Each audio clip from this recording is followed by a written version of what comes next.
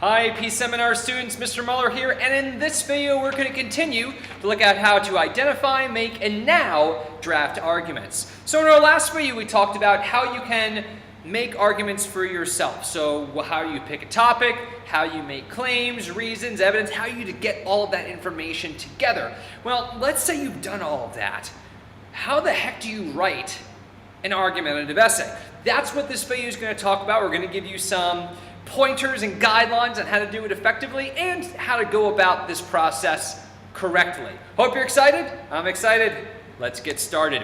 Now, the first thing we have to do after you have a basic claim, you've got your reasons, you've got your evidence, what you have to do is make your thesis statement. Again, you know this from English. It's the most important statement in your entire paper because it states what your paper is all about. Now, if you're looking on our AP seminar glossary, you go to the back of the page.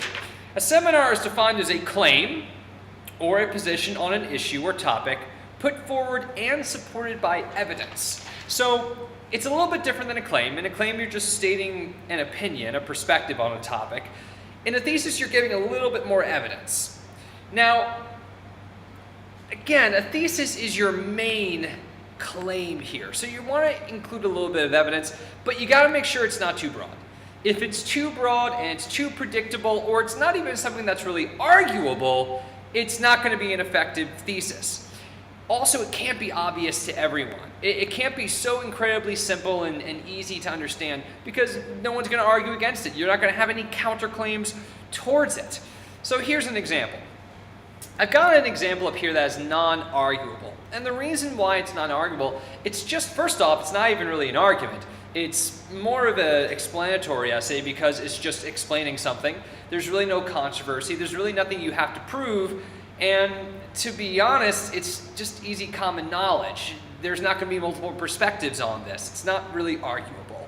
However, you can take that non-arguable thesis and create two new ones here. And the thing I really want to highlight here, and we're not going to go through this in depth, but if you notice, it's because they're taking certain information and connecting it to an issue in society. Now, the thing I like about these two sample thesis statements is that they're interesting. I want to know more about this. It's very arguable. You're going to have different perspectives on it. That's a great thesis statement. So again, don't make it dry. Don't make it boring. Don't make it obvious. Don't make it predictable. Make it arguable.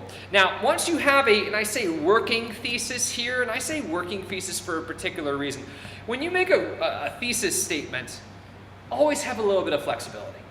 Because as you're starting to write your paper, as you might do a little bit of additional research, as you actually finish it and you look at it as a whole, as your writing has evolved, you may realize you actually might need to change this thesis statement or change the wording or even maybe change some of the reasons.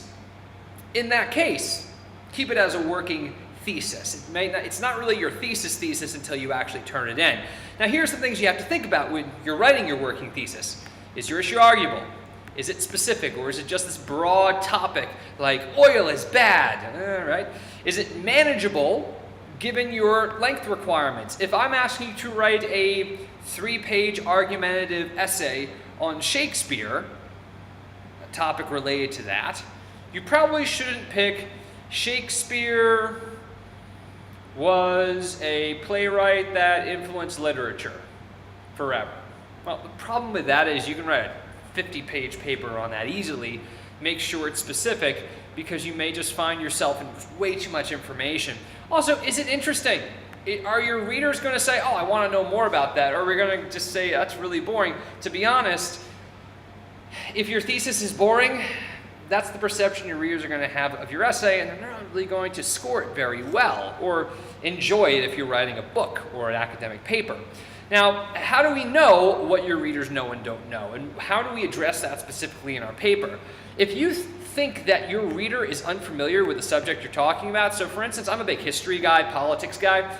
If you're going to give me a paper on why electrical engineering is more important in the next 20 years than mechanical engineering, you have to understand, I know nothing about engineering. I don't really like math and science all that much, which is okay.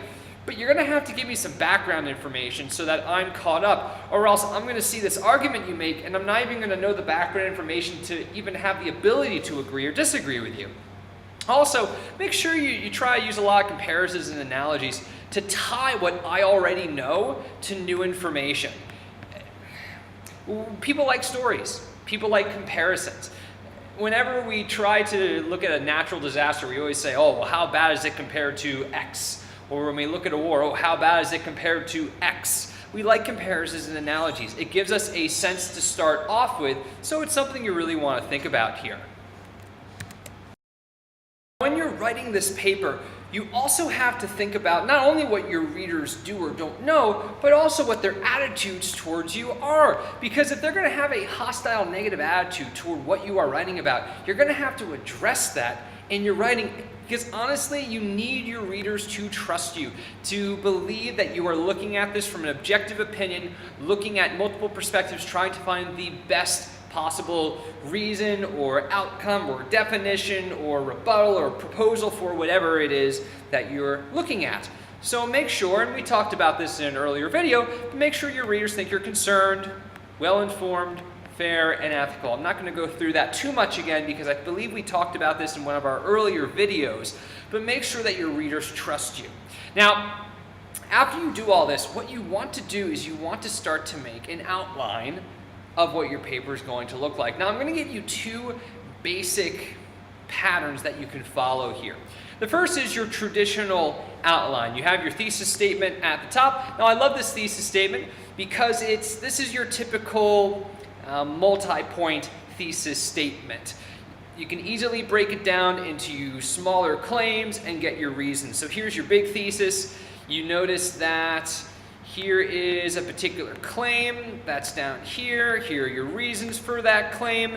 It all works out very well, very sequentially. If you're a very pattern formulaic person, this works really well. It helps you break everything down. The reason why you make this outline is first you can see, well, are my reasons really valid? Am I lacking some good reasons? And it allows you to stop and think, well, where are my gaps before I start to write this? So just in case you need to go back and do more research, you can. Here's another way to do it. You can do it in a kind of summary paragraph form where it's not step-by-step, point-by-point, but you're basically outlining your paper in general of, okay, here's what's going to happen in this section, then this paragraph. And this is more for the people who, I always think of English or history people are very much so like this, that you've got on your head, but it doesn't have to be so formulaic. These are the summary people. This is a little bit more flexible of an option, but you really want to do an outline either way. So here are two for you. I'm not going to read them word by word because I don't think you or I really know a whole lot about nanotechnology, and some of you may not even be interested in it, but take a look at how it's being constructed here and think about what would be better for you. So let's say you've got your working thesis, you wrote it down. You've got your outline, so you've broken down your thesis into smaller claims or sub-claims or sub-thesis statements or topic sentences. There's a lot of different words we use for this. Then you got your reasons, throw in your evidence, you got it all organized. Okay, now you got to write it. Start off with your introduction. A lot of us are really bad at this because we just go and we never really try to get the audience or the reader interested. Because to be honest, you need to get us interested. If we are excited in your introduction, we're going to be excited as we continue to read. You have to get us from the very beginning, or else we're going to go into your essay thinking, man, this is really boring, and it's going to affect how we perceive your essay. So you want to get off to a fast start. Don't start off slow. Just jump us right in, get us excited, convince me to keep reading. A lot of times, and I used to do this in my history papers, is I just go into so much background in my introduction that would lead up into my thesis. And I talk and talk and talk and talk, and it really turned off a lot of my professors because really, just get to the chase. What am I reading? What is this thesis? Let's get into this. Stop trying to make sure you've covered all your bases beforehand. Now, how do you get your readers interested? Well, first off, make sure that they can definitely pick out your thesis, because they're going to have that in mind as they're continuing to read your essay. Have a hard-hitting fact. You could say that 50% of all suicides are from teenagers between the ages of 13 and 15. That's not true, but give me a fact that I'm like, wow, that's a really startling statistic. Give me a thought-provoking question for something like, does capitalism still work? Were the communists right? Something like that. That makes me stop and think, I always thought a certain way about a topic, and you brought up something that, no, I really didn't consider that. Give me a description of a problem. Tell me about the issues of addiction in very vivid language and the struggles that people go through. Make me read this and go, oh my gosh, this is terrible. Have a paradox, an issue that throughout time humankind has always dealt with the issue of blank. Give me a scenario. Make me interested as a reader in your introduction. Now, here's a particular example, and again, this is also based on nanotechnology. I'm not going to read this word for word, but a couple of things to note here. First, the thesis is incredibly clear. Now, here, I can tell this is what the paper is going to be about. Here's your thesis statement. It's concise. It's trying to paint a scenario for me. It's talking about how nanotechnology has come so far. Use this as a great example for what an introduction should look like. So let's say that you've done your introduction, you've done the body of your essay, whatever that looks like, however many paragraphs that is. Now you have your conclusion. Now, believe it or not, how I taught my students to do conclusions and how even I was taught to do conclusions is actually wrong. You don't want to start by restating your thesis in the beginning of the conclusion. Now, why? Well, the first thing is if you wrote a good thesis, I should still know what your thesis is. You don't need to tell me that again. If you have to remind me, then your thesis wasn't really good. And also the whole cookie cutter, give me your thesis. Now just re-explain point 1, 2, 3. If you did a good paper, you shouldn't have to do that. It's just being redundant and it's making your argument weak. So just don't do that. What you want to do is you want to have something that's interesting and provocative. Make me think something. Make me want to do something. Give me a call to action. Hey, so if you really think that wind and solar power are more effective and more efficient than coal energy, call your congressman, ask them to do this, create an organization, or join this, or donate to give me something to do if you're trying to convince me of an argument. Discuss the implications of this. Hey, if we do not go to more solar and more wind energy, we are all going to drown because the ocean levels are going to rise. Make recommendations. If you think that solar and wind energy are more efficient, you may want to invest in solar panels for your house. Tell me what's going to happen in the future. Hey, you know, if we all do this, we'll create a better world for our children and their children, even though we'll be long dead. Tell a story that illustrates a key point. I remember I was doing a flip video for the Civil Rights Movement. I was talking about how my great-grandfather and my great-grandmother had ties to the Ku Klux Klan. And so as I was talking about the evolution of racism and discrimination in the United States, I was noting that, you know, people in my family weren't exactly tolerant. But how throughout time and as culture changes, things change as well. So here's an example of a conclusion. Again, not going to go through this, but one thing you want to note is don't just restate your thesis here. Make it interesting. Project into the future. Give me a call to action. Make me want to do something at the end of your paper. Now, when you finish your conclusion, here's what I'm going to ask you to do. Read the introduction again.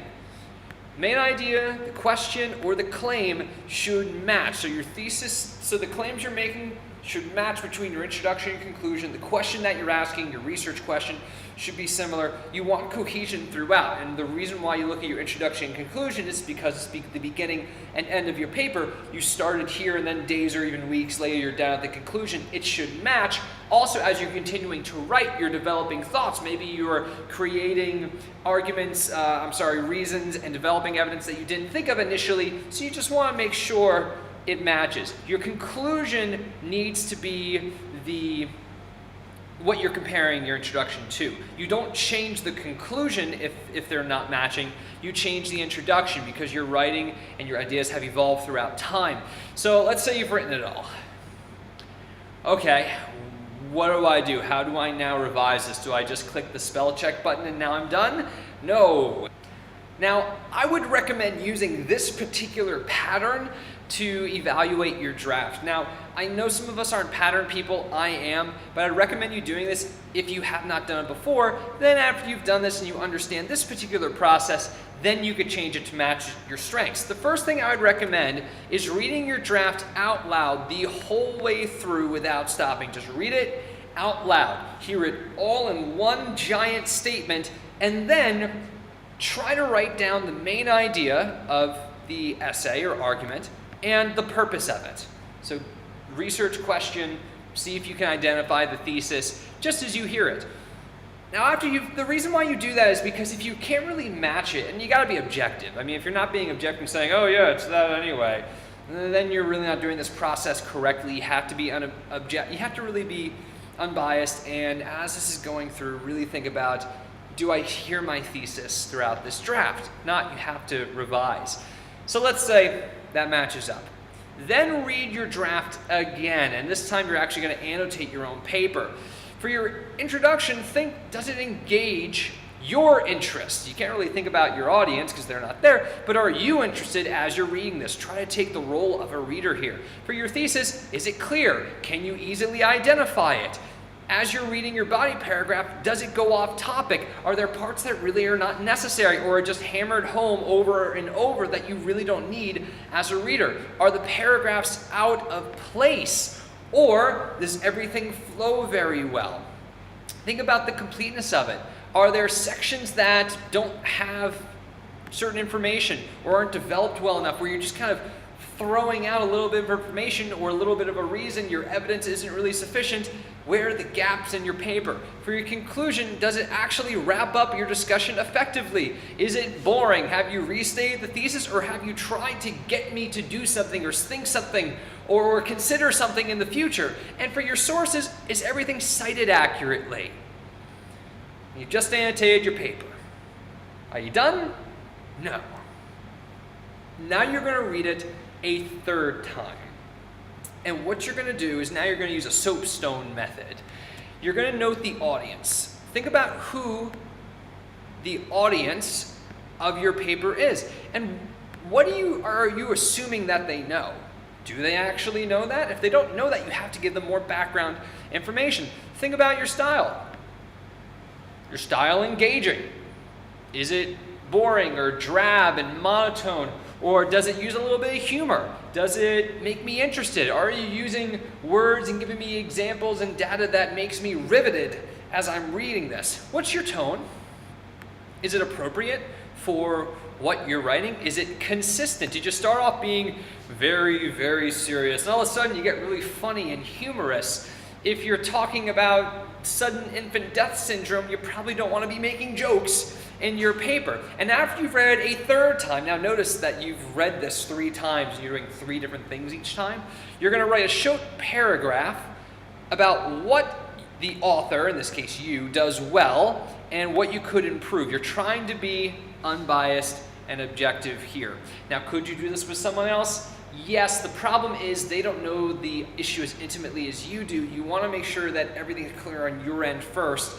Again, if there are any issues, it's your fault, so look at it first.